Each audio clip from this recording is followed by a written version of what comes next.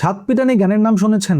ঢাকায় একটা সময় কোনো বিল্ডিং এর ছাদ বানানো হলে সেটাকে কাঠের মুগুর দিয়ে পিটিয়ে এক ধরনের গান গাওয়া হতো। সেটার নাম ছিল ছাদ পিটানি গান।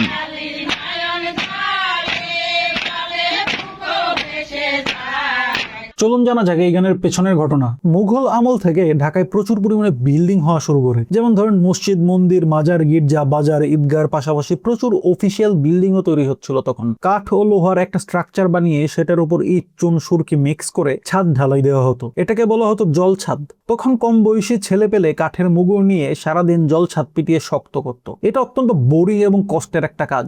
বোরিং এবং কষ্টের কাজকে বেগবান করার জন্য আজীবনই গান খুব বড় ভূমিকা রেখেছে। আফ্রিকার শ্রমিকেরা, মিশরের শ্রমিকেরা, ভারত, ইরান সহ সকল জায়গার শ্রমিকেরা যখন কাজ করতে করতে হাঁপিয়ে উঠত, তখন তারা গানের আশ্রয় নিত। গানের এমন এক শক্তি আছে যেটা ক্লান্তি নিমিষেই দূর করে দেয়। এখন আমি কোনো একটা অত্যন্ত পরিশ্রমের কাজ করলে হেডফোনে একটা পছন্দের গান ছেড়ে নিই, এতে কষ্ট প্রায় অর্ধেকে নেমে আসে। সেই জল ছাদের শ্রমিকদের বোরিং এবং কষ্টের কাজ যেন খানিকটা হলেও সহজ হয় এবং শ্রমিকদের মনোযোগ টিকে থাকে, সেজন্য শ্রমিক সর্দার বেহালা বাজাতে বাজাতে নানা রকম গান গাইতো। আর সেই ছাদ পিটানি কম বয়সী ছেলেরা এই গানের সাথে গলা মেলাতো এবং তালে তালে ছাদ পেটাতো। একটা সময় সিমেন্টের ব্যবহার শুরু হলো, আরসিসি পিলার আসলো, ধীরে ধীরে এই জল ছাদ ব্যাপারটাই গায়েব হয়ে গেল। সাথে হারিয়ে গেল ছাদ পিটানি সেই গানের রীতিটাও। এই ছিল আজকের ভিডিও। ইতিহাসের আরো বিভিন্ন দিক নিয়ে আসবো সামনে, কাইন্ডলি ফলো দিয়ে রাখতে পারেন।